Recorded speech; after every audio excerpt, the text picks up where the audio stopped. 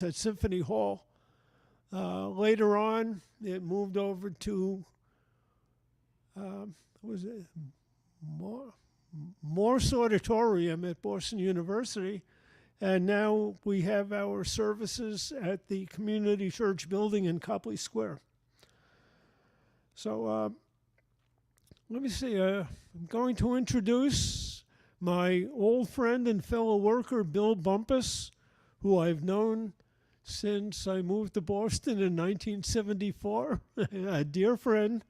And Bill will entertain us with his first musical presentation. Bill?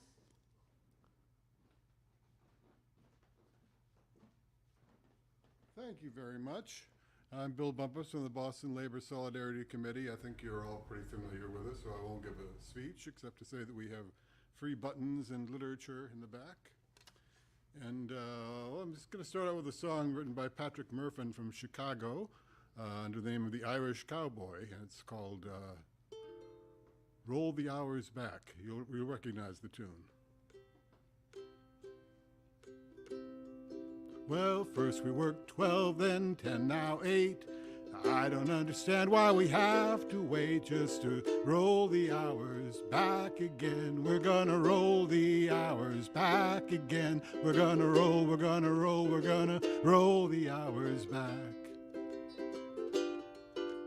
1 worker, 2 workers, 3 workers, 4, locked outside of that factory door. They're hearing, roll the hours back again. We're gonna roll the hours back again. We're gonna roll, we're gonna roll, we're gonna roll the hours back.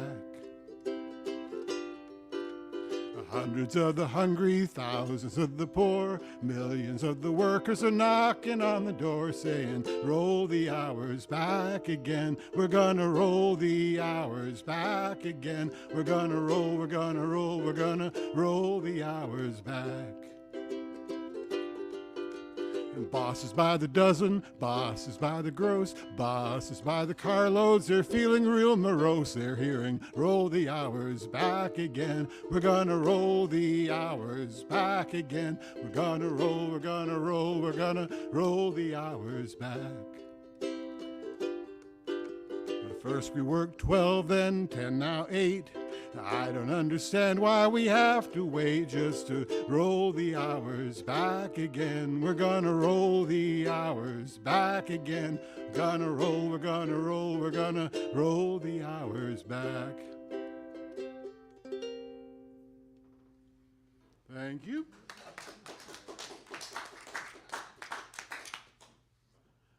Well, thank you, fellow worker Bill Bumpus, and thank you, fellow worker Pat Murphin, the author of the song. Both Bill and Pat, like myself and our featured speaker today, John Proctor, were longtime members of the IWW. None of us are current members.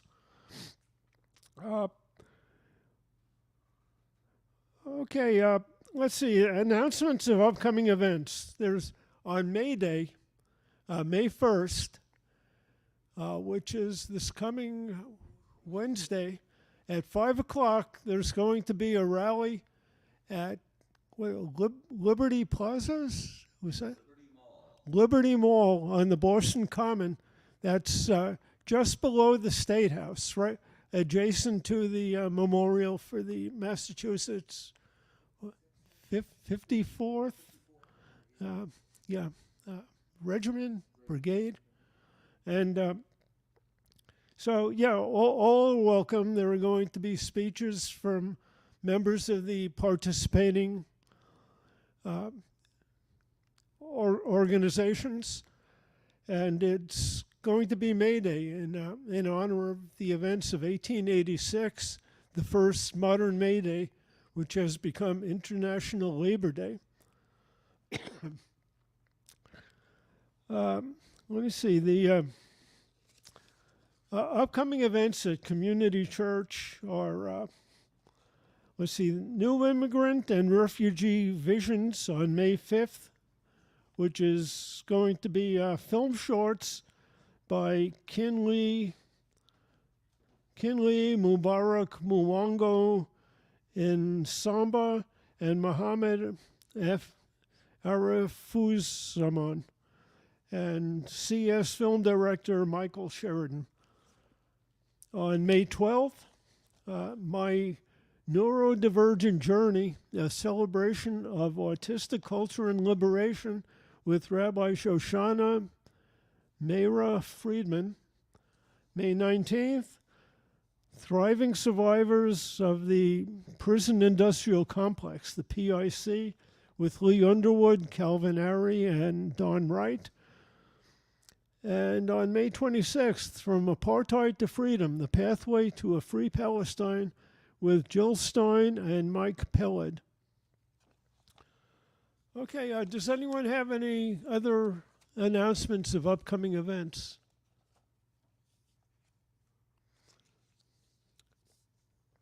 Okay, so yeah, I'll say a little bit about the Boston Labor Solidarity Committee. Our featured speaker, John, is a founding member, as am I and Bill Bumpus. And let's see, we're all former IWW members. We're all Wobblies for life. And the Boston Labor Solidarity Committee engages in educational programs, public events like the May Day event, and we look forward to a day when the workers overthrow capitalism and undertake to order society through their unions. Let's see. So I guess Bill can lead us in another song, and then we'll hear from John.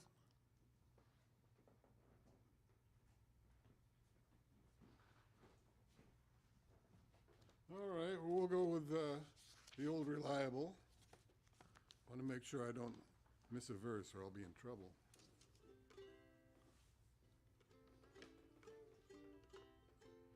When the union's inspiration through the workers' blood shall run, there can be no power greater anywhere beneath the sun. Yet what force on earth is weaker than the feeble strength of one? For the union makes us strong. Solidarity forever, solidarity forever, solidarity forever, for the union makes us strong. Is there aught we hold in common with the greedy parasite who would lash us into serfdom and would crush us with his might? Is there anything left for us but to organize and fight while the union makes us strong? Solidarity forever, solidarity forever, solidarity forever, for the union makes us strong.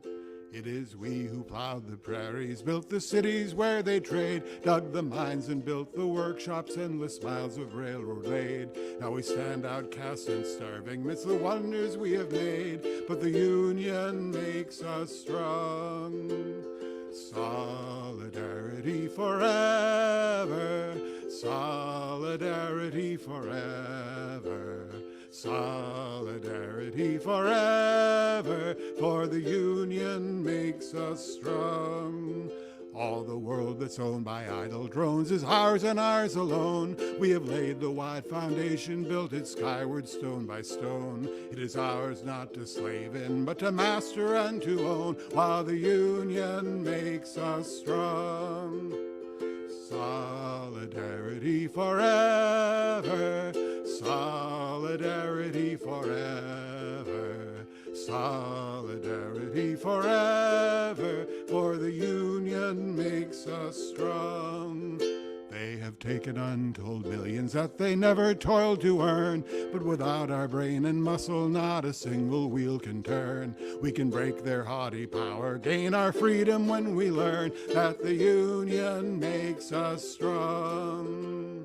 Solidarity forever, solidarity forever, Solidarity forever, for the union makes us strong.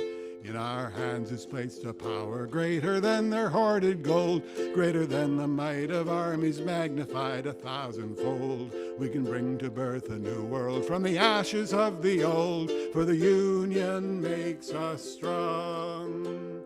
Solidarity forever, solidarity forever, solidarity forever, for the union makes us strong.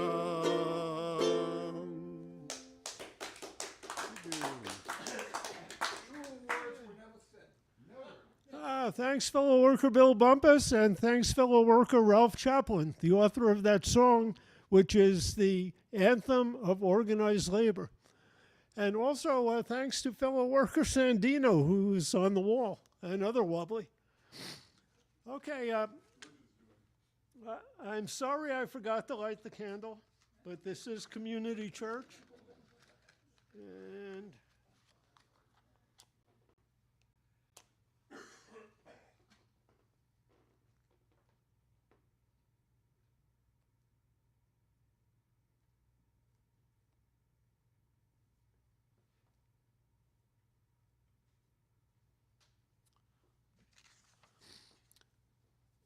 okay, so next on the program is our featured speaker, John Proctor, fellow worker John Proctor, who is going to speak on the shorter work hours movement. Let's see, John is an old friend and former operating engineer, now retired. Let's see, he was active in a number of unions and is still a union militant. Okay, John.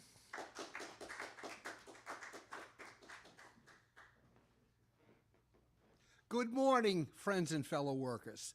I'm going to speak today about the shorter work week and the history of May Day. But first, let me put a few things aside. If I begin to cough and shake violently, I'm not dying.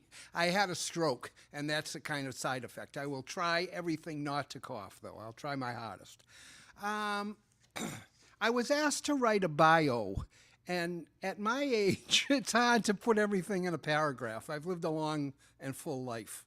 And so I will break it up into my politics and my work life. Politically, as like Steve, I've been a militant industrial unionist all my life, since I was a young man. So I've been on the left for well over 50 years, 56, 57 years in high school. And I joined the IWW while I was still in high school in 1970. Occasionally I ran out of money, couldn't pay my dues, so I would leave, and when I got another job, I'd come back. And so it made a great deal of difference.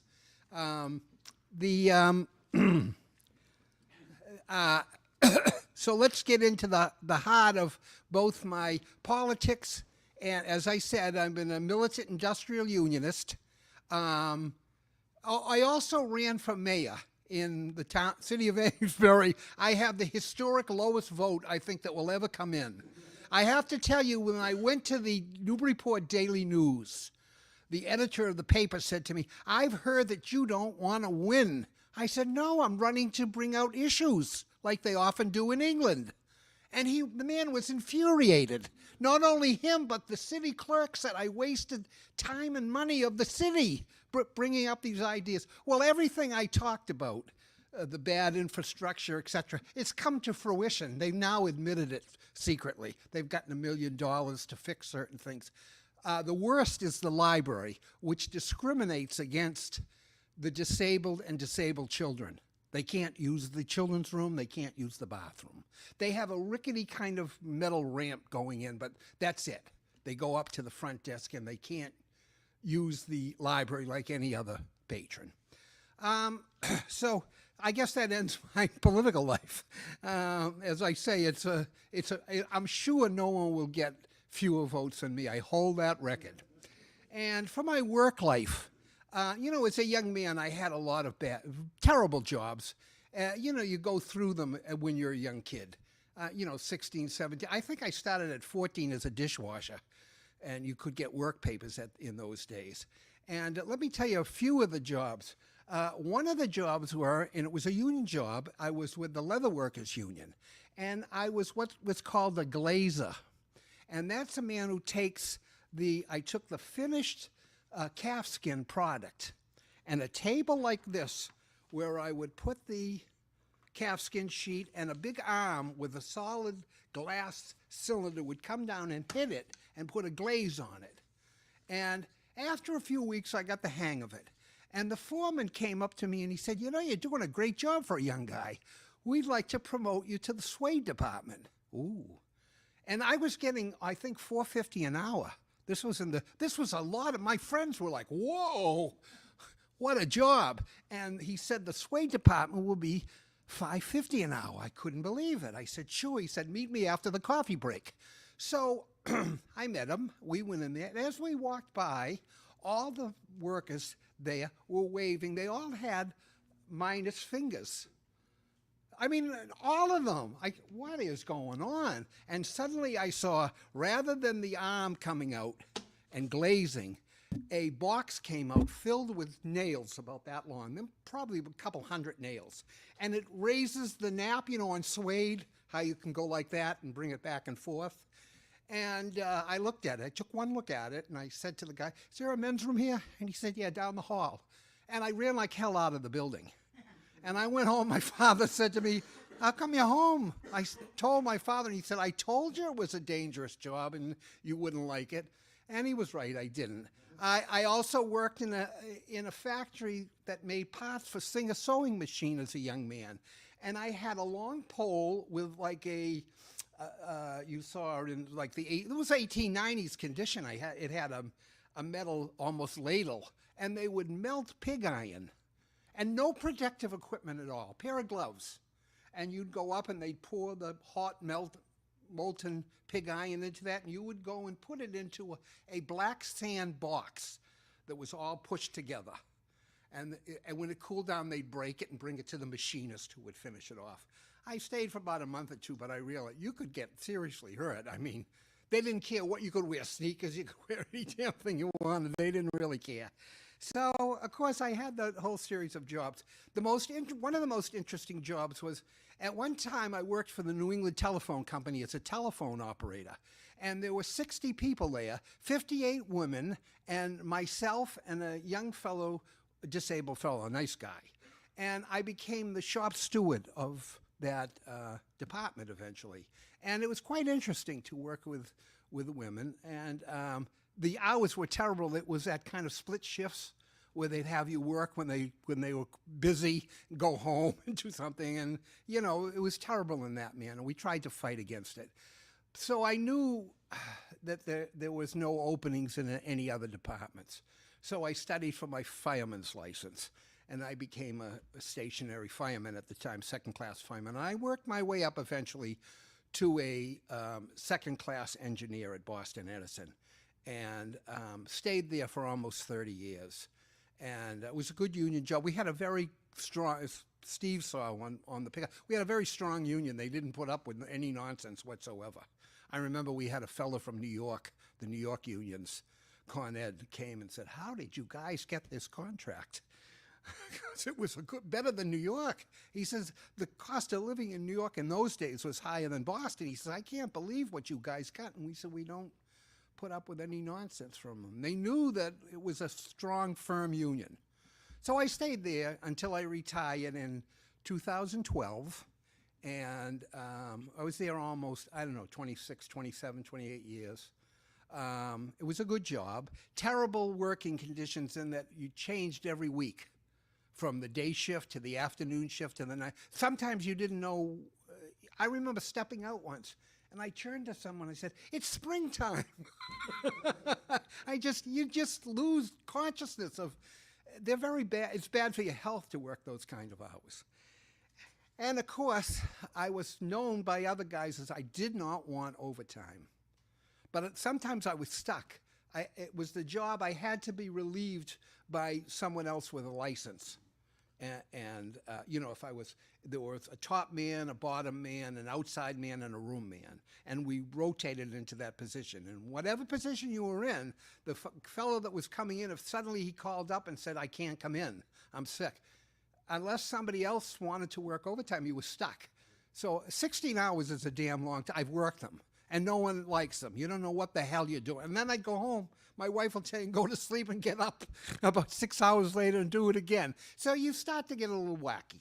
So if I appear wacky at times, you'll understand. All right, and I finished, that was my work life that I finished.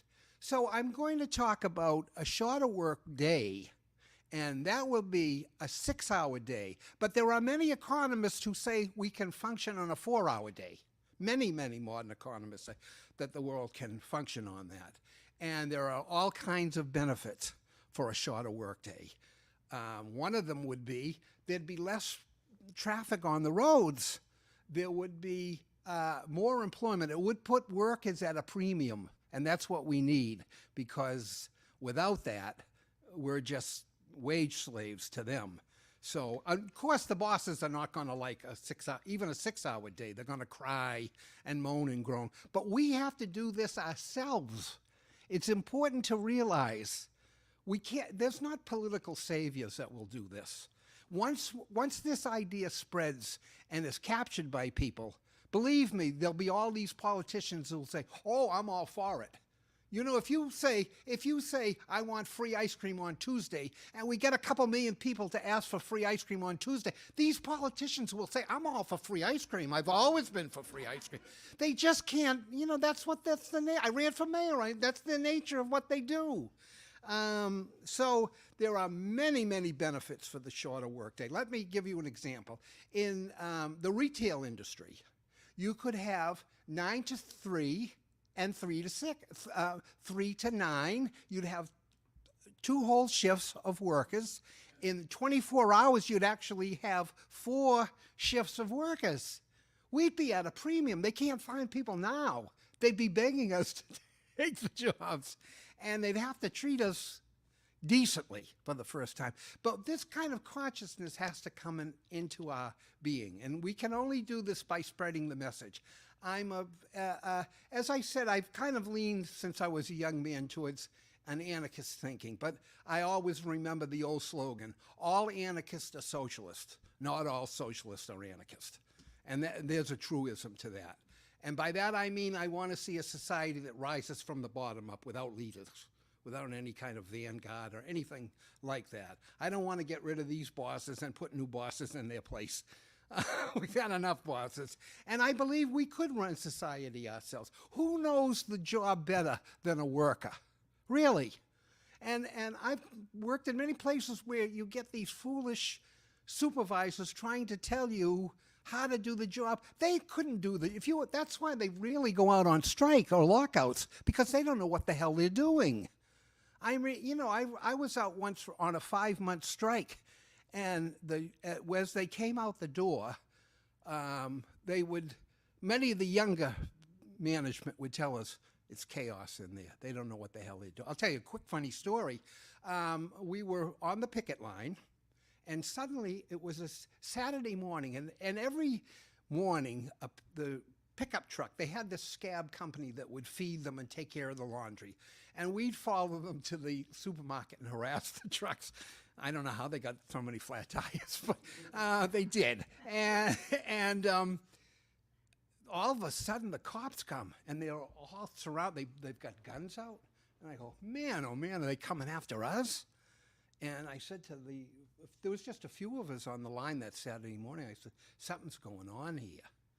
And when the truck came back from the supermarket, they surrounded the truck with guns out. Cars came. They pulled the driver out of the scab company who did the cooking. It seems that he had poisoned his girlfriend in Texas and set the house on fire.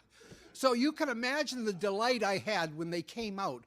I don't know if they still do it, but we were allowed to stop people coming out of the gates for 1 minute or 2 hours dinner that day.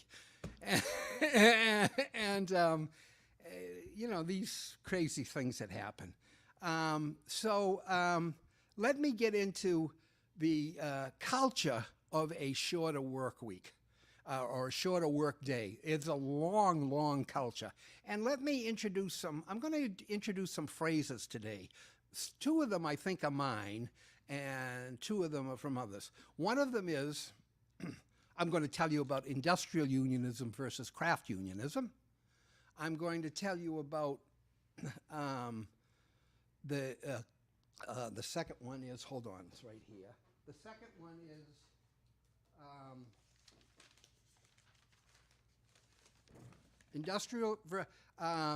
living the union life. And I'll get into that. And lighthouse keepers of the future. And then finally, I'm going to go beyond. After this, I'm going to go on to part two quickly. I know nobody likes to hear a babbling fool go on and on, but one of them is why the left is left out. And it might upset a lot of people what I have to say, but it's from a lifetime of being on the outside of the left, not being a member of an organized left, and studying on my own and with the IWW. When the IWW was the real IWW, not what they morphed into. So let me I think the difference between industrial union and craft union is, of course, the craft union, like the AFL, only accepted white males who had a trade. You know, they went through an apprenticeship. They wouldn't look at other people. They wouldn't look at women. They wouldn't look at black folks. They wouldn't look at any immigrants. They just shut them right out.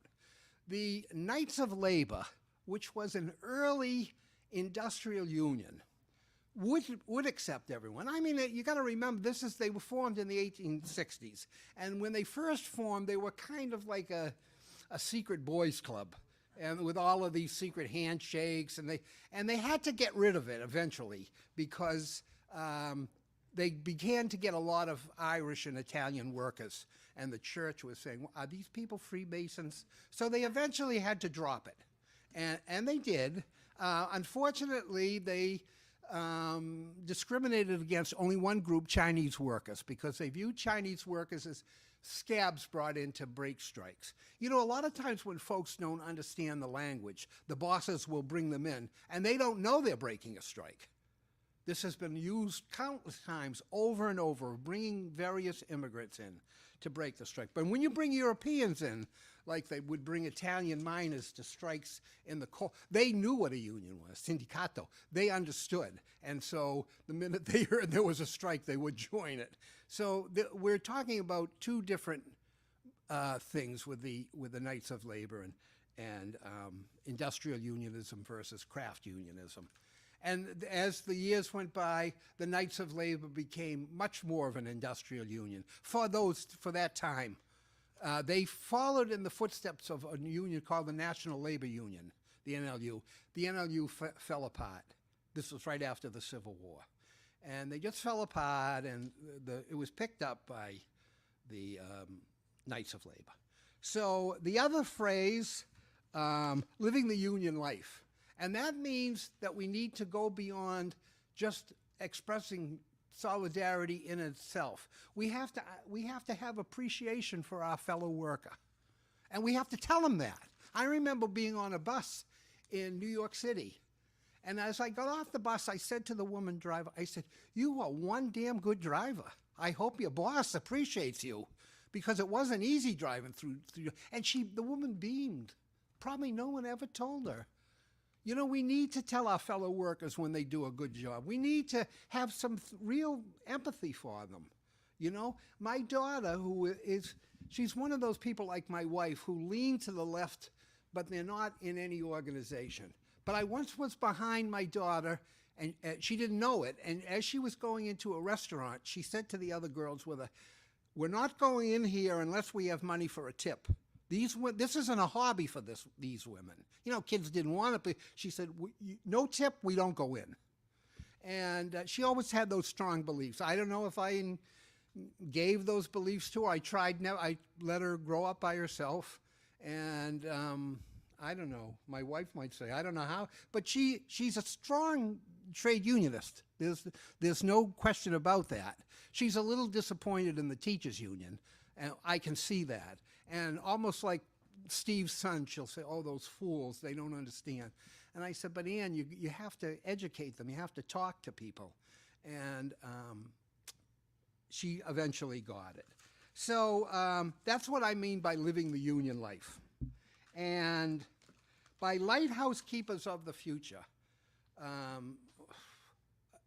some bad things are going to happen. There's a train coming down the tracks, and a lot of us are just staring like deer in the headlight. Every time there's been a technological change in the world, people suffer. When the steam engine came in to the mills of England, the cottage workers suffered. They became Luddites. They tried to fight it, but it doesn't work. You almost can't, you just can't. Society is moving on, and you just can't fight it. And so what I mean by lighthouse keepers of the future, at Edison, no, I wasn't shoveling coal into a 9-story boiler anymore. I actually sat on a chair, and it was great. I loved to read, and I could read and look up and look at the gauges, look at the water level. I would check everything, and alarms would go off, and if I was in the room, I'd mention that. As a matter of fact, once at a small chemical plant, I was sitting with another third engineer at the time. We were both third engineers. We were both reading in our chairs. And the plant manager came in, stormed in. He said, "What the hell's going on here? I don't pay you to read." And the older engineer jumped up and said, "Listen, you damn fool. If you see us running around, you might be losing money. When we're sitting here, everything's going fine, and you're making money. And we're here, and we're monitoring everything." And the guy didn't know what to say. He left. And it's true. We did. We monitor. So we will have to, I feel in the future, many of us with AI and with jobs being taken over by robotics, we will have to be there to throw the switch to manual and take over. These things, believe me, after almost 30 years in a power plant, things go wrong. You know, you know, they built a power plant in London, and it was supposed to be 100% automated. Within a month, they had a violent fire. You know, an oil pump started leaking, and it caught on fire. There was no one there to watch it, and it resulted in great damage. So there are things in society that can cause trouble. Look at air traffic controllers now. They're saying that they're working too hard, and they need a rest. And I can see, and when you're tired, you make mistakes. Many people don't know, but the electrician at the 3 Mile Island plant who closed the wrong valve was on his 15th hour. And they've done studies over and over. After 9 hours, you start to get a little loopy. And look what it did at 3 Mile Island. So we have to be careful of that, of course. So also, let me talk now about the culture of the shorter workday, the history of it, and then I'll get into the Haymarket Affair and the origins of May Day. What is a shorter day? And well, you don't work as long. It's more than that. It is the expression of real human freedom and dignity, to be a real human being, to have some kind of a life.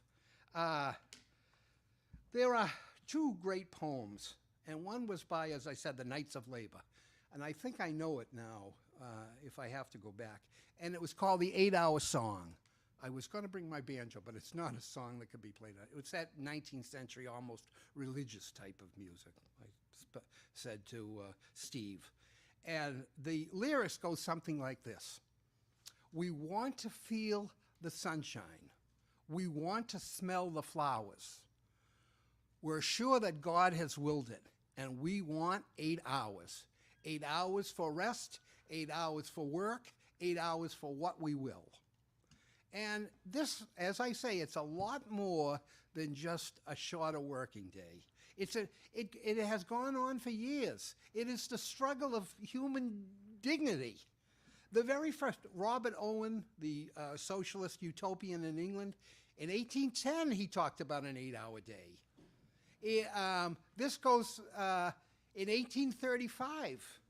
The workers in Philadelphia went on strike for a 10-hour day. So it's hard to say what is the origins. You really can't. It's universal. It was all over the industrial world. The United States, Canada, England, France, Germany. It caught on like fire because people wanted a life.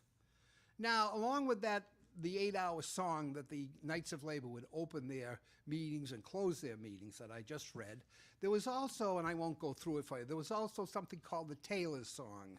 And it was a Jewish tailor who was working in a sweatshop, and his poem deals with the fact that I can't see my son growing up.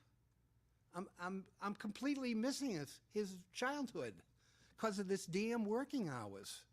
And it's a powerful, powerful message that he said.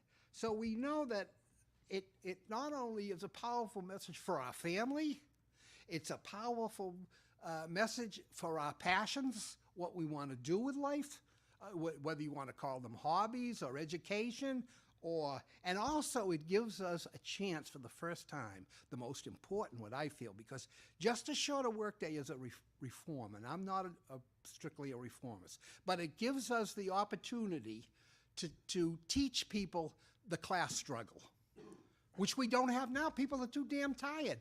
You know, I looked up statistics, and they're laughable. What is the average full-time worker working in the United States? The Department of Labor says 38.7 hours. Come on. We all know people that are working. I know people that are working 16 hours a day, 2 jobs. What are they talking about? 38 point. Who the hell? What full-time job would be 38.7? They just lie with these. Like when you go on unemployment, the minute you're off unemployment, you go into, you're vaporized. You no longer count. You're no longer unemployed. I don't know what. You're going to Never Never Land. Who knows what happens to you? And so I did. What is the average sleeping time for full-time workers? It's about 5 hours, because the commute nationwide, the average commute is about 45 minutes to an hour. All right? So now you're talking 9 hours, 10 hours a day. You go home after this. This is average now. There's people commuting much longer. So now you go home exhausted. You sit down, turn on the television, have something to eat, take a shower, and it's to bed, and the thing starts all over again the next day. And you know, one of the funny things is insurance companies, which don't have a heart, we all know that, I think there's a lot of lying going on by the amount of time we work, also by the employers, because they're insured for their workman's comp and other things. And one of it is the insurance companies are always studying things, and they know that after 8, 9, 10 hours, you're more likely to get hurt on the job. And so I believe they're lying. I'm sure that when I worked at Boston Edison, they weren't always putting down that they had people working 16 hours. I know guys, unfortunately, sadly, because of the economy, there was some, and Steve and I have often talked about this, they looked at me almost as an enemy because I opposed overtime. Some of them begged for it. And I used to say, you know, if they gave you $1 million and you don't have time to spend it, what the hell good is it? You know, it's nothing. But finally, when I left, I was so shocked that guys came up to me and they said, John, we have a lot of respect for you for doing what you did. You stood up to them and you told them that where they could put their overtime many, many times. And I was proud of that. And I had a lot of good fellow workers there. As I said, it was a very militant union. So now we'll get into the Haymarket affair. In Chicago, at the time, there was a large anarchist movement, very large. And anarchists across the country had called for May 1st, 1886, to be a general strike for the 8-hour day. You had people working terrible hours, of course, then, as they are now. And so the strike went on May 1st. They don't know the numbers of it because it kept getting bigger and bigger as the days went by.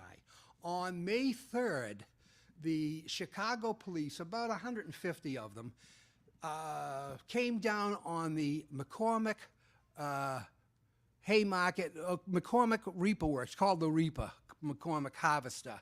And they fired and killed 1 worker and wounded 3.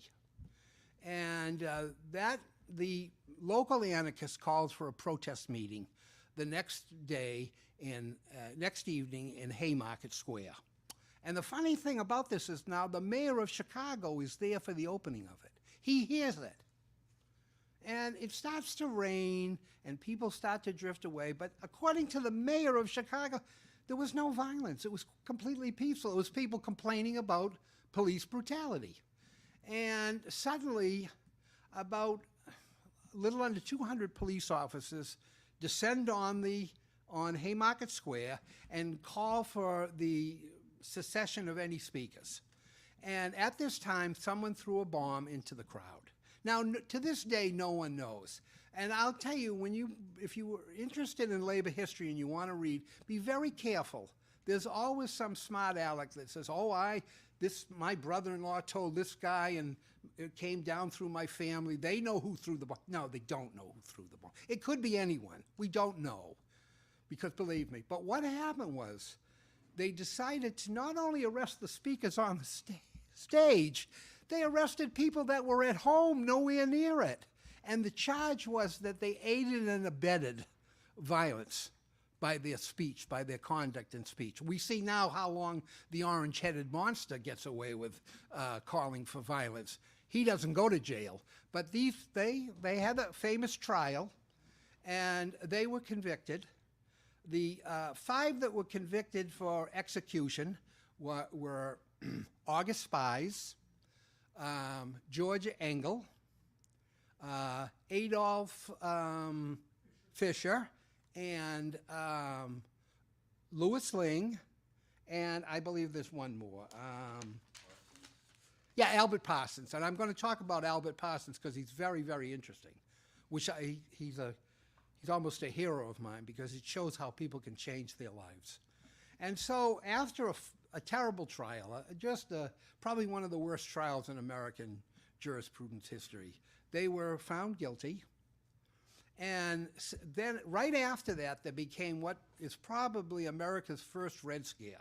They started arresting immigrants all over the city for just grabbing them, beating the hell out of them and throwing them in the paddy wagon. And so these 5 people that I mentioned were condemned to be hanged. And only one, Louis Ling, escaped by we don't know, suicide, a blasting cap, but we just don't know. It's one of those things we don't. Was he given the blasting? Who knows? But he cheated the hangman. Now, none of the other 4 would beg for mercy. They said they did nothing wrong. They're not begging for mercy. They said, if you beg for mercy, we'll give you life. They gave 2 of the 8 original people life sentences. And actually 3.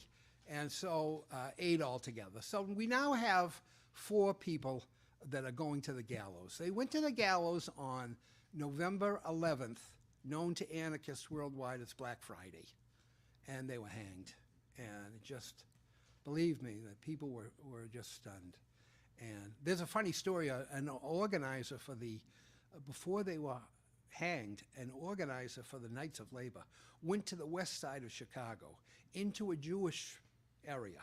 And he, at that time, no one in that, they didn't speak German, they didn't speak English, they spoke Yiddish. And the organizer from the Knights of Labor, so he started in English. He could speak German, but he started in English. There was one young fellow that knew a little bit of English in the Yiddish crowd. And he turned to the workers and said, "It's one for all and all for one." And a shorter workday, and the cheer went up, and they all signed up to join the Knights of Labor. So, I mean, this was a movement that swept the country, that was in the hearts of people. And we have to return that again back to the hearts of people. And we have to do it ourselves. So after they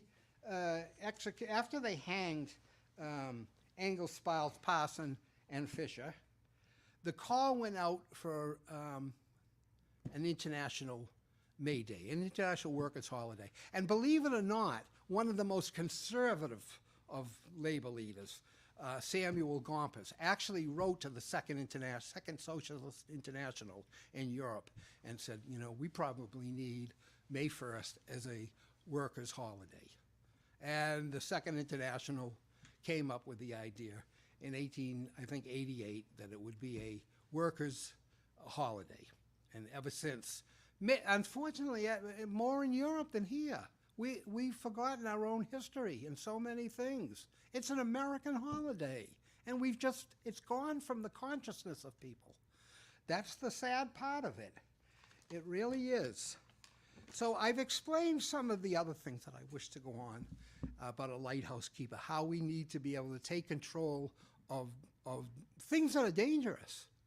You know, the ruling class doesn't care about us. They'll put us out of work like that. They have no care whatsoever. But many of these things are dangerous, and I don't think they understand it. And as I say, we have to be able to throw the switch to manual. Look at the foolishness of automated cars and the car crashes and everything. It's bad enough that people crash into pizza parlors that they're driving, but to have automated vehicles is dangerous. And so I know this might upset people, but I'm going to now talk about the future and it's not good. As I said, it's like a train coming down the tracks, and many of us are standing there like deer in the headlights and not doing anything. And this leads into why the left is left out. With all this suffering, with all this terrible working condition. I know a guy that works the night shift, then he goes into a day shift. He has a single room. He can't cook in it, so he has to go out to fast food restaurants and have a bad diet. With all this suffering, what is the left doing? Babbling about their personal pronouns. And I'm going to go into how dangerous language can be. It's very, very dangerous. When we now, you know, I heard the term, and I didn't know, they said, how do they list it as,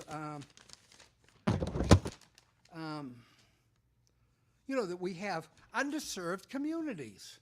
We no longer have ghettos or slums. We have underserved. When I first heard underserved communities, I thought it was a resort and they didn't have enough waiters and waitresses to meet. What, underserved? Isn't it nice? It's not a bad neighborhood. It's an underserved community. Food insecurity. What's that mean? The refrigerator's not working? It's hunger. Use the right, proper damn word. It's hunger. There are children in this country suffering from hunger. Understand that. Food insecurity. Nonsense. You know, we have to get away from this nonsense. What was another one? Oh, you see the news all over Gaza. Dead people, dead children, they're not dead, that's collateral damage. Sort of like, I don't know, like if your bumper is hit, is that collateral? That's some kind of damage. You know, it's done on purpose to dumb us down, to make us more and more insensitive. This is why they use this language. And finally I will end up with controlling our future. And we have to do this by spreading this message to our fellow workers. It's not an easy task. It really isn't. One of the great, probably the only real revolution in all of Europe was the 1936 Spanish Revolution, where many of those workers, peasants, who were illiterate, took over their own factories. And why did they do it? Because of 70 years of propaganda from the CNT, the CNT, the National Confederation of Workers. It didn't happen overnight. They hammered and they hammered away at this idea. And for some reason, it didn't catch on just in Spain. There were anarcho-syndicalist unions in Italy. There was the SAC in Sweden, it's still around today. I met a young member from SAC. And they were members of the International Working People's Association, which is still around. It's weakened in some senses. We have to remember, as you know, Antonio Gramsci told us, who I believe if he had lived, if he had gotten into exile, if he was around today, he'd be watching television and writing on it. He really would. He knew what the culture of the bosses to dumb us down, to make us think a certain way. Hegemony, it's called. and it works for them. We have a hard road to hoe. I don't think I will ever live. To me, real socialism is the abolition of the wage system, a moneyless, classless, nationless world.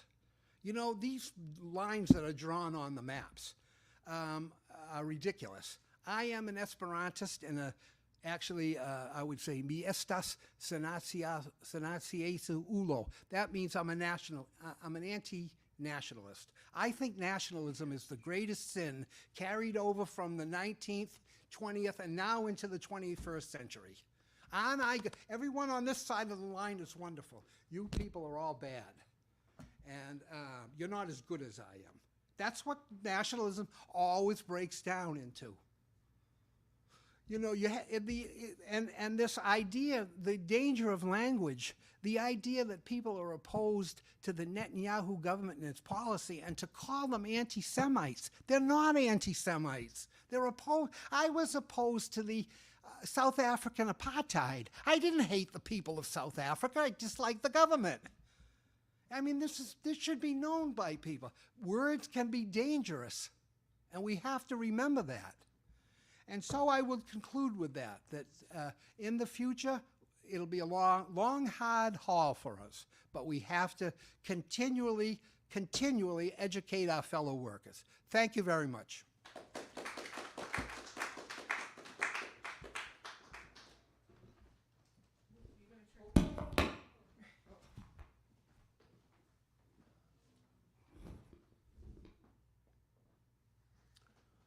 Okay, well, thank you, John. That was a wonderful presentation.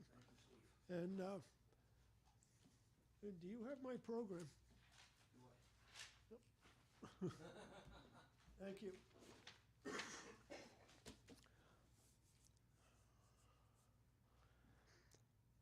Okay, so Bill Bumpus is going to come up and perform another song, but before he does, I want to pass this basket around.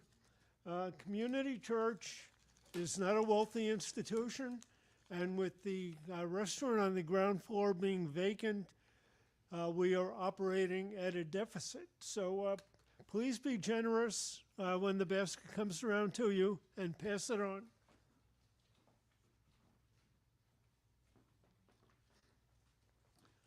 Okay, Bill, another song? Alrighty.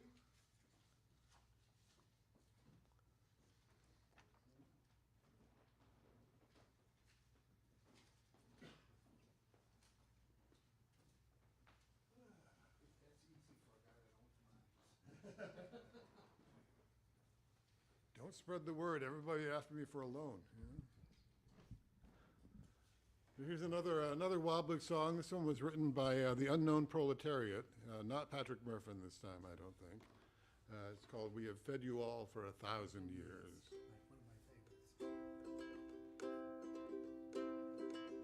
We have fed you all for 1,000 years, and you hail us still unfed.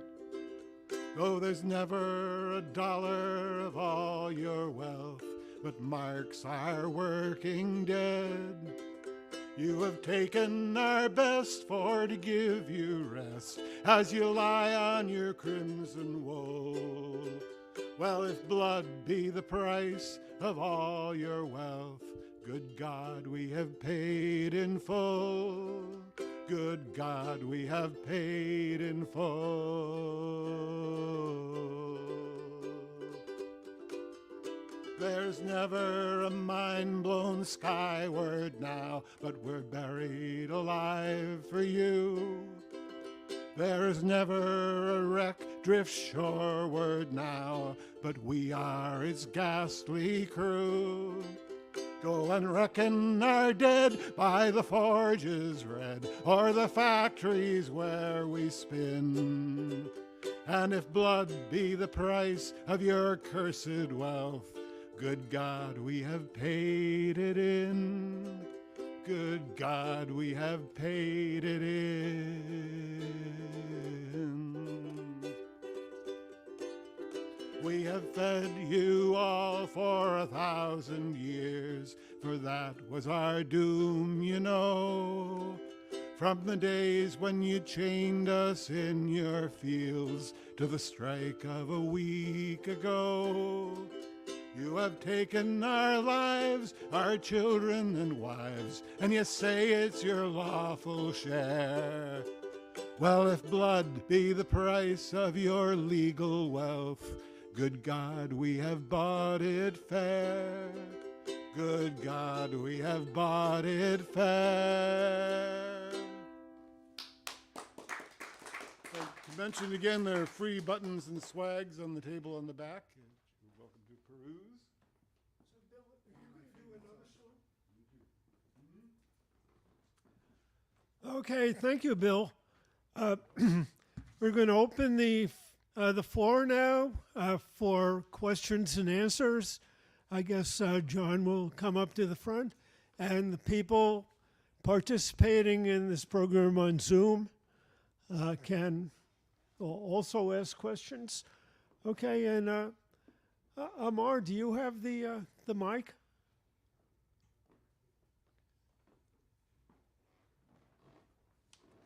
I promise to give a quick and snappy answer. It might not be right, but it'll be quick and snappy.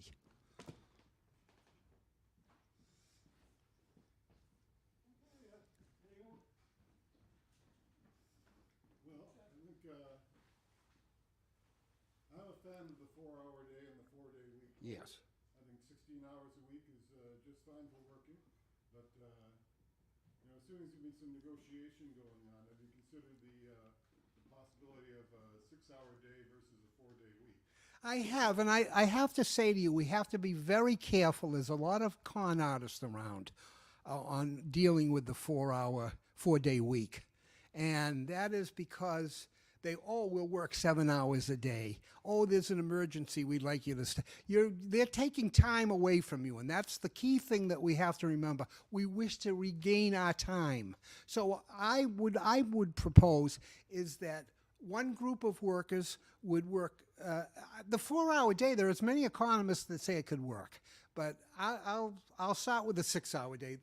If you work Monday through Friday, a 6-hour shift, 2 different shifts or 24 hours around the clock, 4, and then another group would work weekends, and then the groups could switch over.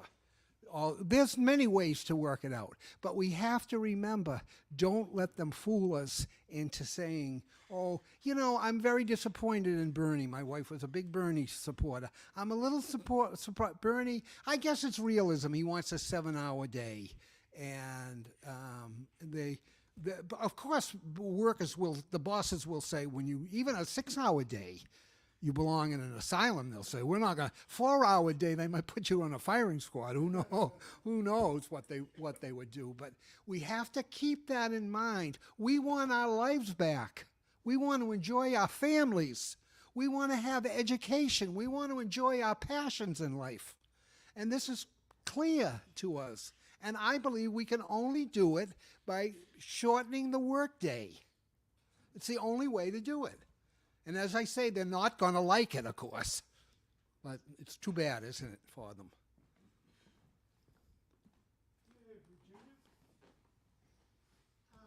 Well, thank you, and I apologize for being late.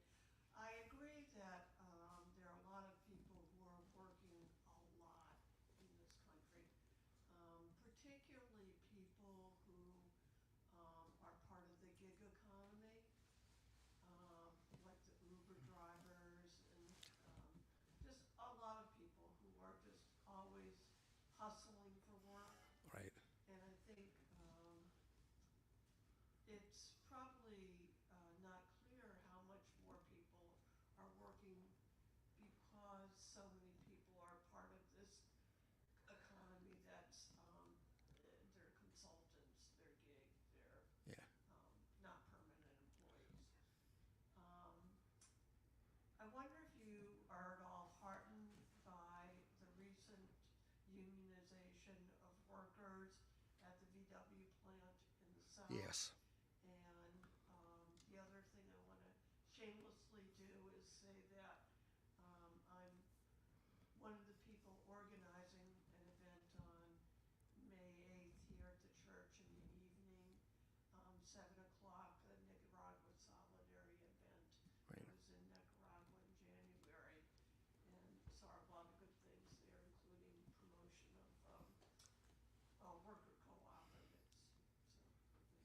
I agree with you that there is a problem.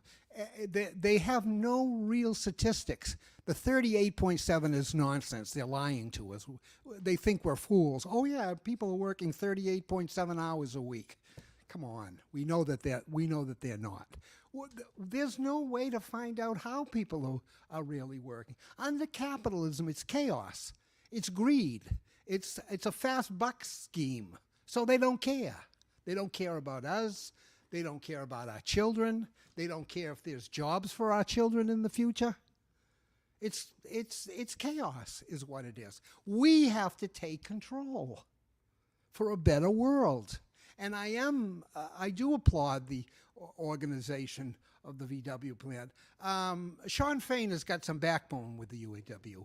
I had watched the UAW for a long time, and some of them were the pie card. You know the term pie cards that was used by the IWW? Union officials that were officials that I guess it probably came from that they had the ability to get dessert because they didn't really work hard. But the UAW sold out so much. They went for all of this. They were the start of this cooperation, management labor cooperation. Way back when I was a kid, they started that nonsense. And it was nonsense, and this is where it's led to. But Fain has some backbone, thank God. And he fights. And nothing succeeds like success.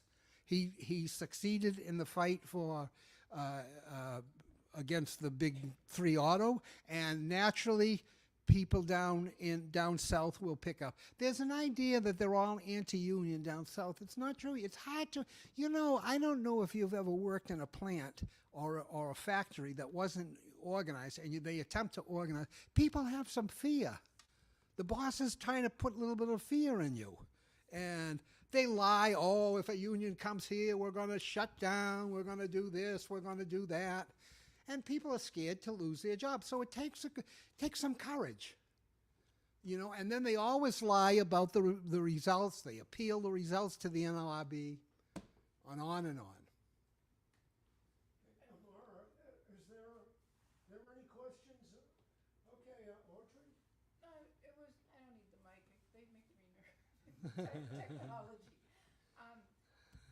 It was just a comment, you stole my line, nothing succeeds like success, but I remember we were in Chattanooga in 2019 and there was a union vote then, so I was reading local papers. And the vote was abysmal for people did not want the union. That was just 5 years ago. So now, I think, I'm not sure what the vote was, but I think it was pretty much overwhelming for the union in Chattanooga. Yes. And there you go, nothing succeeds like success. Sean Fain, did it with the big three this fall, yeah. And, that's the momentum. Right. Okay, I want to say one thing. John made a reference to me at work years ago. I worked as a machinist, and the first big shop I worked in was unionized with the AIM, the American Machinist. the IAM. International Association of Machinist, yeah. Thank you. And I was there just a short time, and the pie card, the union business agent came around to every workstation and asked people, are you satisfied with the amount of overtime you're getting? When he got to me, I said, I want to make a living in 8 hours. And he was shocked. He had never heard anything like that. Yeah. People, like John said, they beg for overtime. They're willing to trade the time of their lives for the time and a half premium, or even for even more straight time pay. Right. Okay, there's a question back here.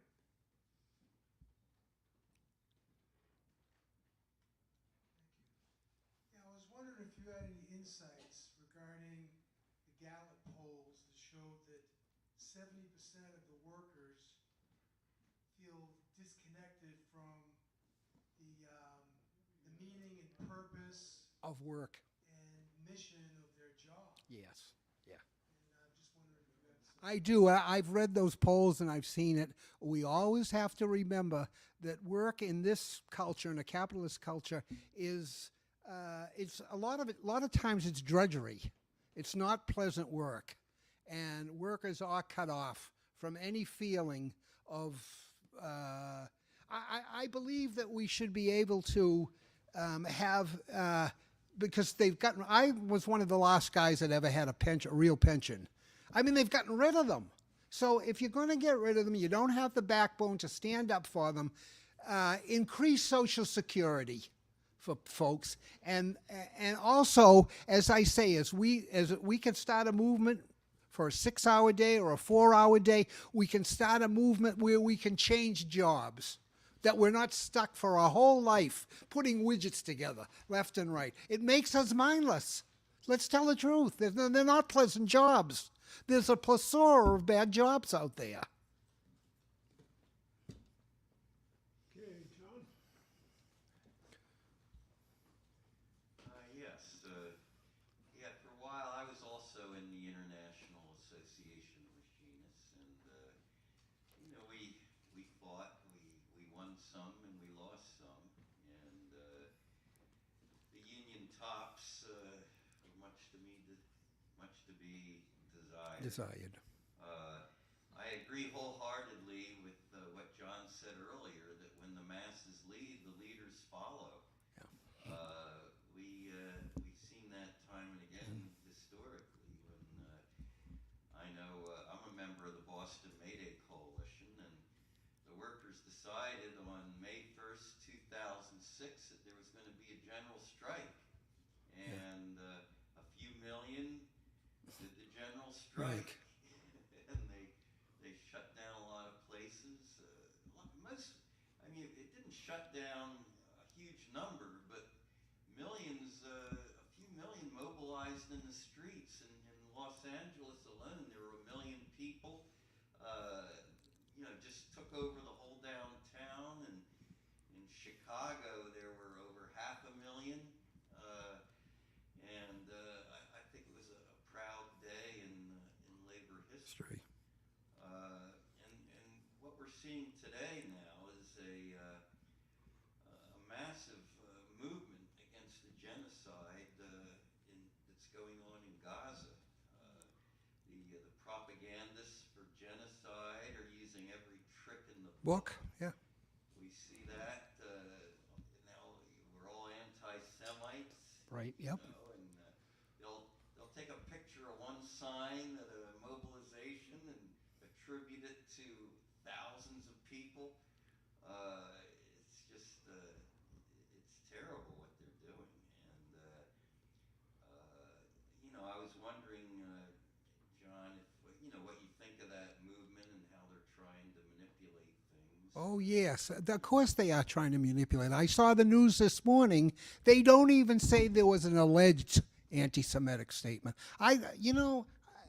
They just say Northeastern, there was anti-Semitic statement. But what they want you to say is if you're opposed to Benjamin Netanyahu, you're an anti-Semite. And we know what anti-Semitism is. Swastikas, derogatory names and towards Jewish people. We know what it is. It's not, as I said, I opposed the South African government. That doesn't mean under apartheid. That doesn't mean I hated South Africans. And there are many, many Jewish people that are opposed to what Netanyahu is doing. He is the Donald Trump of the Middle East. He's a criminal. He's wanted for criminal trials. So he's continuing with this war to keep him out of trouble. And there are Democrats that don't have the backbone to stand up and say to him, enough is enough. You're not getting a penny more. You know who once did it? George Bush the First actually said to the Israeli government, I forget what it was over. Noam Chomsky brought it up. He said, one more step and I cut you off completely. And they backed off. Because we pay for the war. We pay, even in the Ukraine, these are all proxy wars. Like the Spanish Civil War was a proxy war for fascism, for Mussolini and Hitler to try out their weapons. That's exactly what it was. And once again, the cowards of the West were... Roosevelt said at the end of his career, I should have... And I admire Roosevelt for many things, but, he was a bargain basement social democrat, if anything. He once said, I should have listened to Eleanor. And I believe Eleanor was probably the greatest woman politician in the history of the United States. She urged him to support the Spanish Republic. And he said, we might have been able to stop fascism in its tracks. But we didn't. We were cowards. Hitler saw us as cowards. He said, they'll never do anything if I march into Poland. They'll never do anything if I march into the Soviet Union.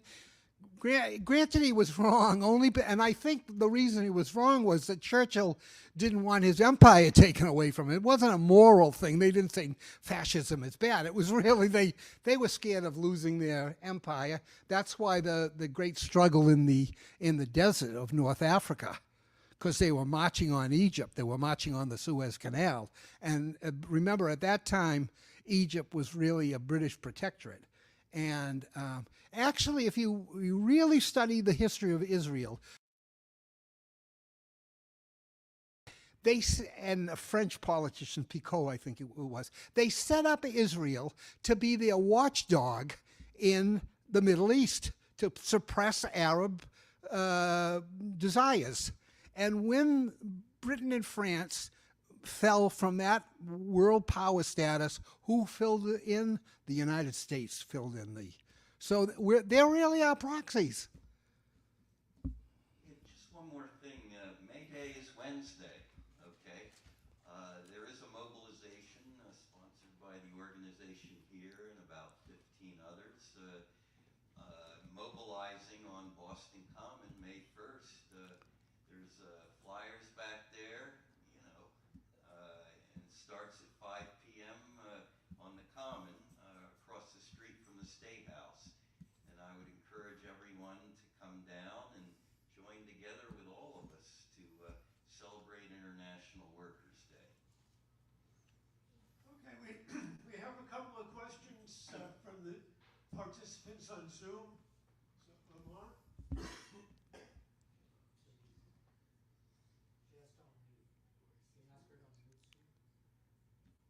want to ask why Lucy Parsons was never mentioned. Yes, I'm Sounds sorry. like a whole male piece. I'm sorry, but I worked in industrial concentration, in meat packing, in a box factory, and also in unions with the state and so forth.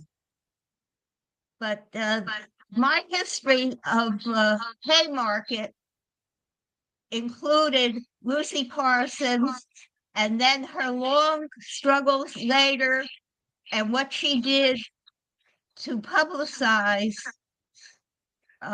throughout the history of that 19th century Haymarket.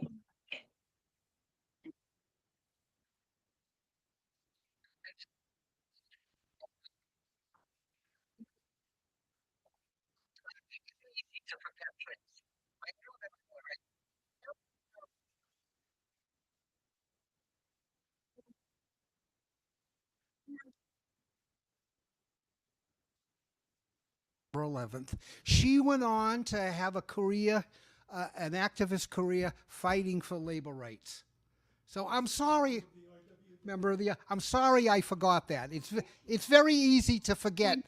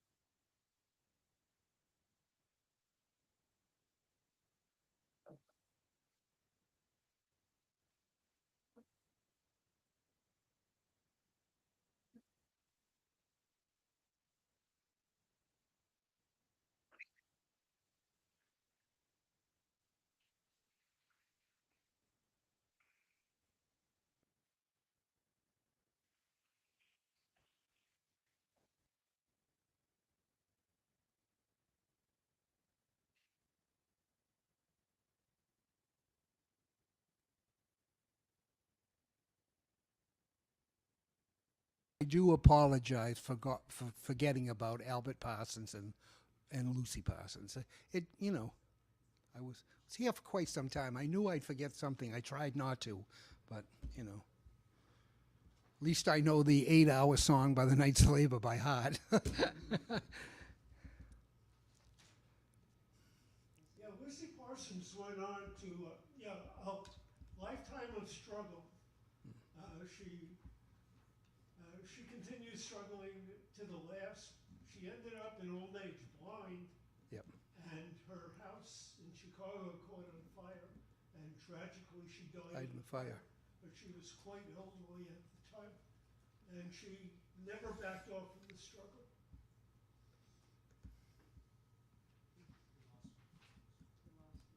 Okay, Yeah,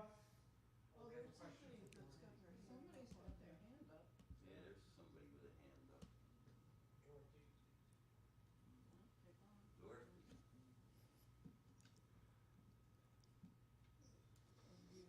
Oh, yeah, if you go forward on the arrow, you might be able to see who that hand is. Dorothy. Oh, there it is, Dorothy. You need to ask Dorothy to unmute. I did. You hear me? Yeah, I can hear you now. Good. I just wanted to thank you. It was such an interesting talk, and it was just great. I don't often speak just for that purpose, but that's why I decided to react. Thank And I you. thank you very much. And as you said, we should thank people for efforts they make. And I'll try to remember that and do it more often as I did now. Thank you, everybody. The what? It's what? Okay.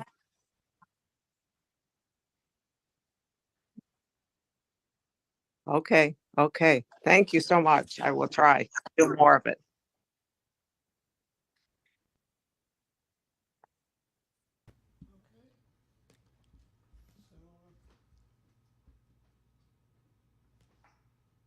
okay. I'll turn it back to the ringmaster. Okay, thank you, John. Thank you for excellent presentation. And I think Bill has one more song, or am I okay? Fellow worker Bill Bumpus and his ukulele. He's the Arthur Godfrey of our time. The labor militant.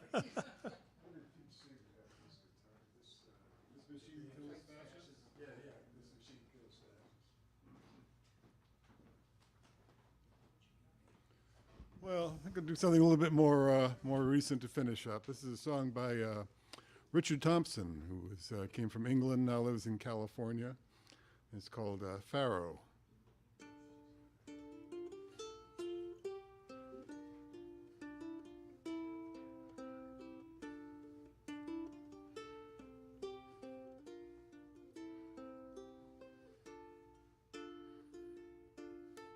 Pharaoh, he sits in his tower of steel, the dogs of money all at his heels.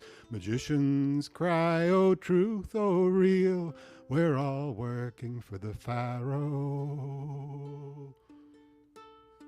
1,000 eyes, 1,000 ears, he feeds us all. He feeds our fears. Don't stir in your sleep, my dears. We're all working for the Pharaoh. And it's Egypt land. We're all living in Egypt land. Tell me, brother, don't you understand? We're all working for the Pharaoh. Hidden from the eyes of chance, the men of shadows dance their dance, and we're all struck into a trance. We're all working for the Pharaoh.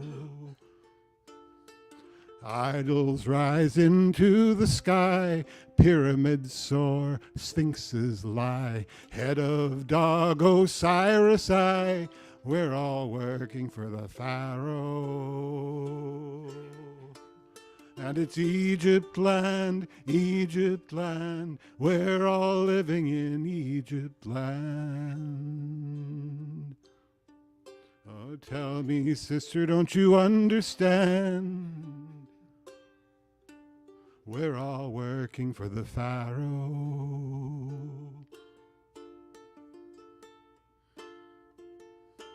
I dig a ditch, I shape a stone, another battlement for his throne. Another day on earth has flown, we're all working for the Pharaoh. You call it England, you call it Spain. Egypt rules with a whip and chain. Moses, free my people again. We're all working for the Pharaoh. And it's Egypt land, we're all living in Egypt land. Tell me, lover, don't you understand?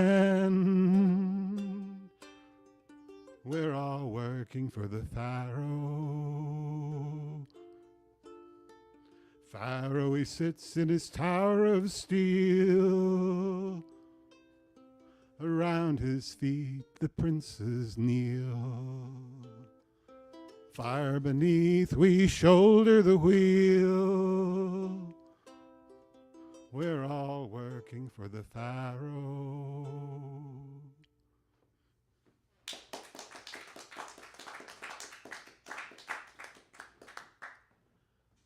Okay, thank you, Bill. That concludes our community church service for the day. People are invited to come back and enjoy the wonderful luncheon put out by our community church cook and custodian, Luis Guzman. And I put out some matches in honor of today being the 6th day of Passover. So, okay, thank you all for attending, and happy May Day.